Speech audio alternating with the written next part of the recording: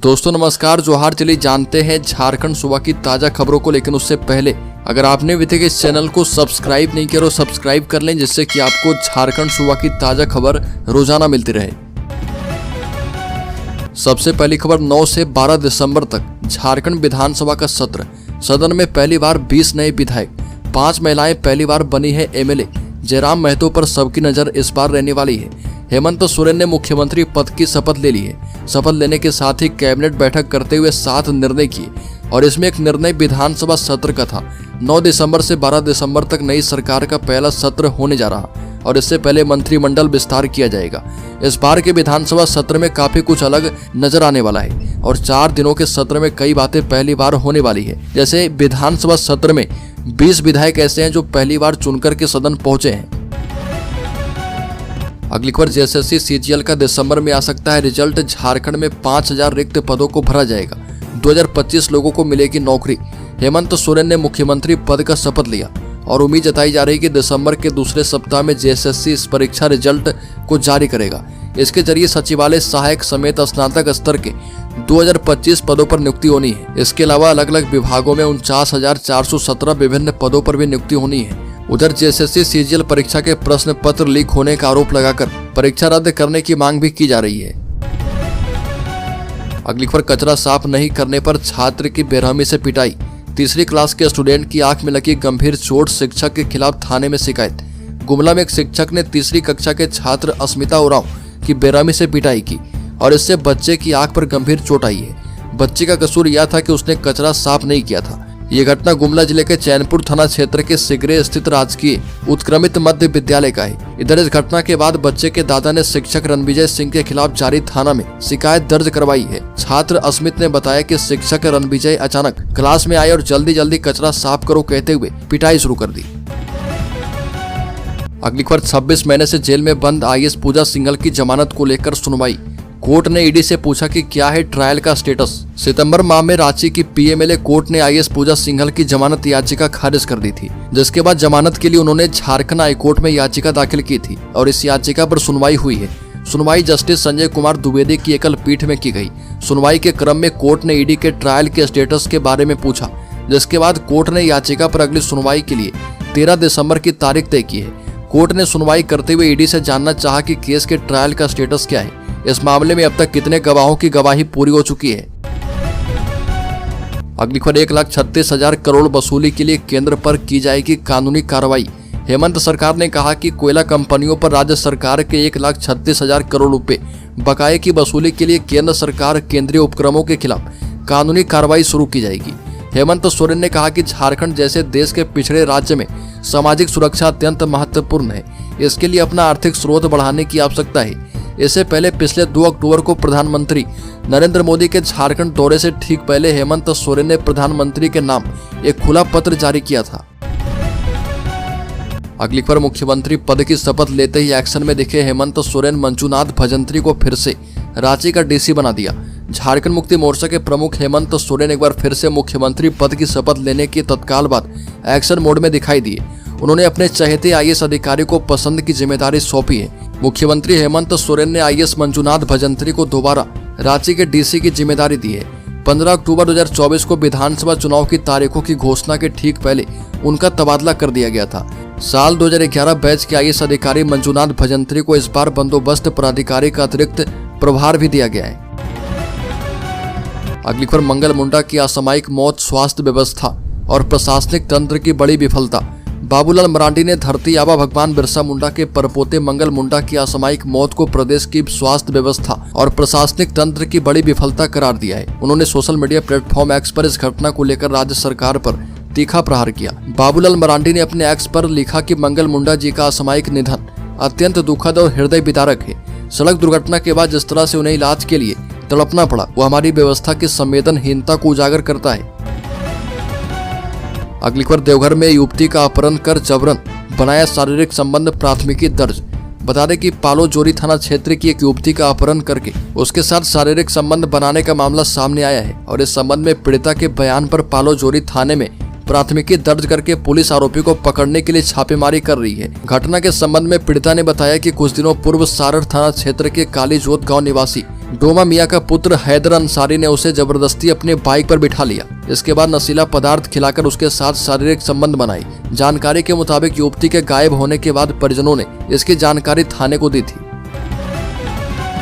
अगली खबर दुमका में सिधू कान्हू मुर्मू विश्वविद्यालय एवं अंगीभूत महाविद्यालय में आंदोलन कर रहे शिक्षकेतर कर्मचारी में आक्रोश बढ़ता जा रहा। ये शिक्षकेतर कर्मचारी एससीपी एमएससीपी में कटौती एवं सप्तम वेतनमान में वेतन भुगतान की मांग करते करते अब विश्वविद्यालय के साथ साथ उच्च शिक्षा निदेशालय के उदासीन रवैये पर उग्र होते दिख रहे। बता दें कि शिक्षकेतर कर्मचारियों ने कहा कि सिधू कान्हू मुर्मू विश्वविद्यालय की स्थापना भागलपुर विश्वविद्यालय से अलग होकर वर्ष 1992 में की गई थी और तब से लेकर अब तक कर्मचारियों से भेदभाव किया जा रहा। अगली खबर राज्य के गिरिडीह जिले में मची लूट, हेमंत सरकार को हर दिन लाखों का नुकसान, अब लगा 1 करोड़ का फाइन। झारखंड में नई सरकार के गठन होते ही गिरिडीह जिले में पत्थरों के अवैध खनन की फिर से शुरुआत होने लगी है। गिरिडीह जिले के जमुआ थाना क्षेत्र के अंतर्गत आने वाले लताकी में पत्थर के 2 अवैध खदान धड़ल्ले से चल रहे, जहां रोजाना लगभग 50 हाइबा पत्थर अवैध रूप से हैवी ब्लास्टिंग के माध्यम से निकाला जा रहा। इससे न सिर्फ सरकार को रोजाना लाखों रुपए का राजस्व नुकसान हो रहा है, बल्कि खनिज संपदा की लूट भी हो रही है। इसका नकारात्मक प्रभाव आने वाले समय में पर्यावरण पर भी दिखाई देगा, क्योंकि अवैध खदानों की वजह से अगल बगल के गाँव की जो जलस्तर है वह नीचे चला गया है। अगली खबर पश्चिमी सिंहभूम जिले में 13 साल में भाजपा ने बदले 7 जिलाध्यक्ष, एक ने भी नहीं दिलाई पार्टी को जीत। बता दें कि 2024 के विधानसभा चुनाव परिणाम से यह तो स्पष्ट हो गया है कि पश्चिमी सिंहभूम जिला भाजपा में संगठन बिखरा हुआ है। जिले का पूरा संगठन कागजों पर सिमट कर रह गया। अगर जोड़ा जाए तो बूथ समिति से लेकर जिला कमेटी तक लगभग 2500 से ज्यादा भाजपाई संगठन के विभिन्न पदों पर नियुक्त हैं, किंतु इनमें से कितने सक्रिय और पार्टी के प्रति निष्ठावान हैं, इसका हिसाब आज तक प्रदेश संगठन और जिला अध्यक्ष ने लगाने की कोशिश नहीं की, जिसका नतीजा यह रहा कि इस विधानसभा चुनाव में भी आधे से ज्यादा बूथों पर कोई कार्यकर्ता नजर नहीं आया। अगली खबर आदिवासी नेता मंगल मुंडा के निधन पर मुख्यमंत्री साय ने दी श्रद्धांजलि। धरती आबा भगवान बिरसा मुंडा के वंशज मंगल मुंडा का निधन हो गया और इससे छत्तीसगढ़ में शोक की लहर है। प्रदेश के आदिवासी क्षेत्र में आदिवासी समाज के लोग गमगीन हैं। उनके निधन पर प्रदेश के मुख्यमंत्री विष्णुदेव साय ने शोक व्यक्त करते हुए श्रद्धांजलि अर्पित की है। मुख्यमंत्री विष्णुदेव साय ने अपने सोशल मीडिया प्लेटफॉर्म एक्स पर लिखा कि धरती आबा भगवान बिरसा मुंडा के वंशज श्री मंगल मुंडा जी के निधन का समाचार दुखद है।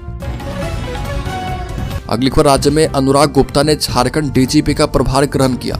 अनुराग गुप्ता ने पुलिस मुख्यालय पहुंचकर झारखंड डीजीपी का प्रभार ग्रहण किया है। इस मौके पर पदभार संभालने के बाद डीजीपी ने कहा कि पुलिस की आंतरिक व्यवस्था सुदृढ़ करने पर जोर होगा। यह भी कहा कि अपराध पर अंकुश लगाना, विधि व्यवस्था संधारण, आम लोगों में पुलिस के प्रति विश्वास जगाना, पुलिस की आंतरिक व्यवस्था सुदृढ़ करने पर जोर होगा। साथ ही पुलिस बहाली समय पर प्रोन्नति और विशेष प्रशिक्षण करवाने पर बल दिया जाएगा। ये भी कहा कि जहां पुलिस फोर्स की आवश्यकता जितनी होगी वहां पर उतनी प्रतिनियुक्ति सुनिश्चित की जाएगी।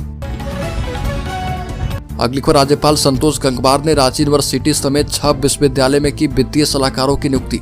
रांची यूनिवर्सिटी समेत झारखंड के 6 विश्वविद्यालय में वित्तीय सलाहकार की नियुक्ति की गई है। राज्यपाल संतोष कुमार गंगवार के आदेश से ये नियुक्तियां की गई है और इस संबंध में राजभवन की ओर से अधिसूचना जारी कर दी गई। अजय कुमार को रांची विश्वविद्यालय का वित्तीय सलाहकार नियुक्त किया गया है। कांत किशोर मिश्रा कोल्हान विश्वविद्यालय के वित्तीय सलाहकार बनाए गए और धनबाद स्थित विनोद बिहारी महतो कोयलांचल विश्वविद्यालय के वित्तीय सलाहकार शशिभूषण सिन्हा होंगे। अगली खबर धान क्रय की तैयारी शुरू, किसानों को मिलेंगे प्रति क्विंटल 2400 रुपए। खाद्य आपूर्ति विभाग ने खरीफ विपणन मौसम 2024-25 में धान क्रय को लेकर तैयारी शुरू कर दी है। इस बार भी 15 दिसंबर से धान खरीद की तैयारी की जा रही है और इसको लेकर विभाग की ओर से राइस मिलरों और धान अधिप्राप्ति केंद्रों के चयन के लिए दिशा निर्देश दिए गए हैं। सरकार इस बार किसानों से 2400 रुपए प्रति क्विंटल की दर से धान खरीदेगी और केंद्र सरकार ने साधारण धान का न्यूनतम समर्थन मूल्य 2300 रुपए किया है। अगली खबर निलंबित आईएएस पूजा सिंघल की बेल पर अब 13 को हाईकोर्ट में सुनवाई।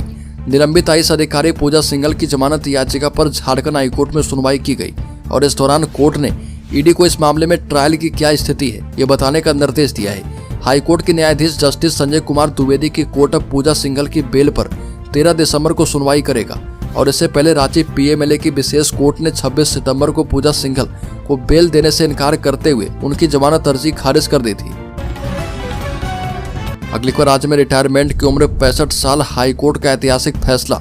झारखंड उच्च न्यायालय ने सरकारी अस्पतालों में कार्य करने वाले वेटनरी डॉक्टर्स कि रिटायरमेंट उम्र 60 से बढ़ाकर 65 वर्ष करने का आदेश दिया है। यह निर्णय एलोपैथिक डॉक्टरों के समान सेवा लाभ सुनिश्चित करने और कर्मचारी को समान अधिकार देने के उद्देश्य से किया गया।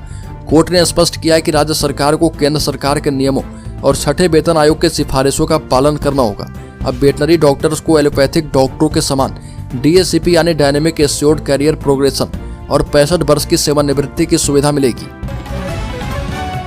अगली खबर अबुआ सरकार के शपथ ग्रहण के साथ ही आदिवासियों में जागी बड़ी उम्मीद। बता दें कि मुख्यमंत्री के शपथ ग्रहण के साथ ही राज्य में एक बार फिर अबुआ सरकार का कार्यकाल शुरू हो गया है।